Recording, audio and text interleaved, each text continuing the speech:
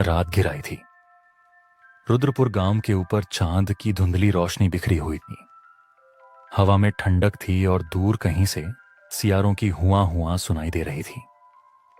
लोग अपने घरों में दुबके हुए थे।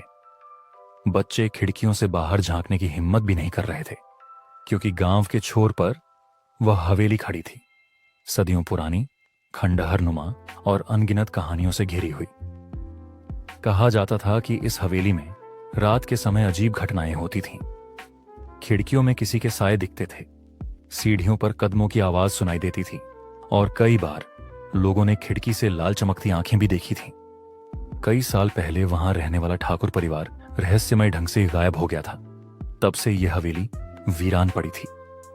रीना, जो शहर में पढ़ाई कर रही थी, इन कहानियों को हमेशा अफवाह मानती आई थी, लेकिन इस बार उसकी जिज्ञासा हद से बढ़ गई।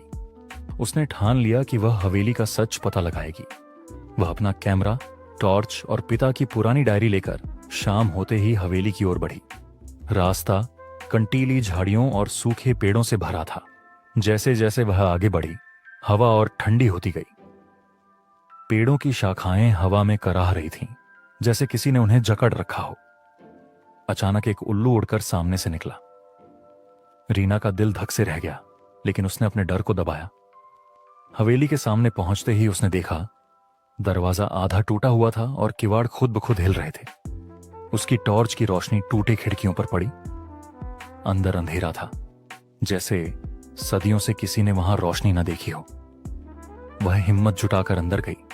फर्श पर टूटे कांच, पुराने बर्तन और चिथड़े पड़े थे। दीवारों पर पेंट झड़ चुका था और हर जगह मकड़ी के जाले थे।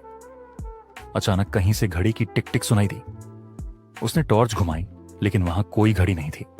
उसकी सांसें तेज हो गईं। रीना ने आईने की तरफ देखा।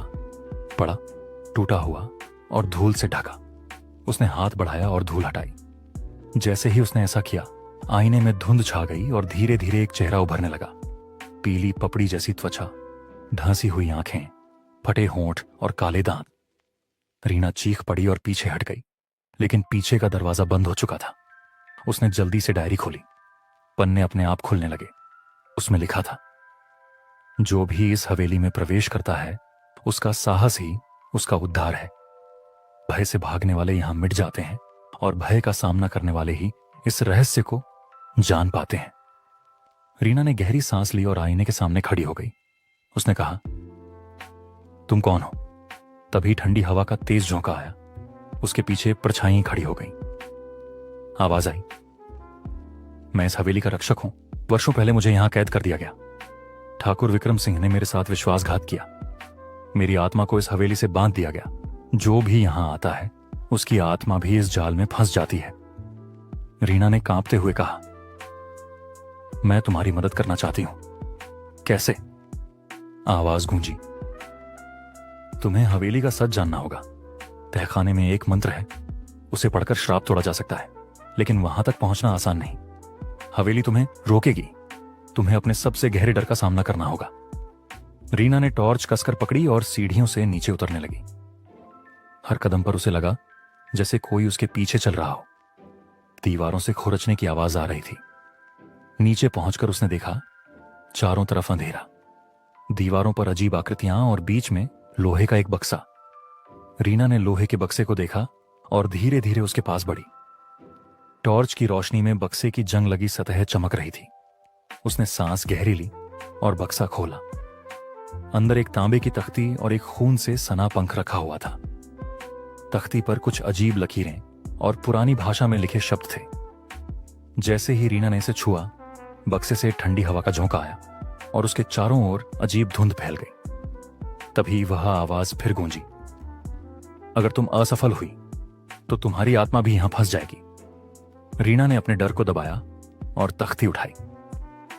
उसने डायरी के पन्नों की मदद से उन लकीरों और शब्दों का अर्थ समझने की कोशिश की। वहां लिखा था कि यह तख्ती सच्चाई और भय का परीक्षा पटल है। जो भी इस तख्ती को सही ढंग से समझेगा और अपने डर का सामना करेगा, वही हवेली के श्राप से मुक्त हो सकेगा। तभी दीवारों पर शैडोज, परछाइयां हिलने लगीं। एक बड़ी परछाई उसके सामने खड़ी हुई। उसका चेहरा किसी इंसान का नहीं था, बल्कि एक अजीब मिश्रण था।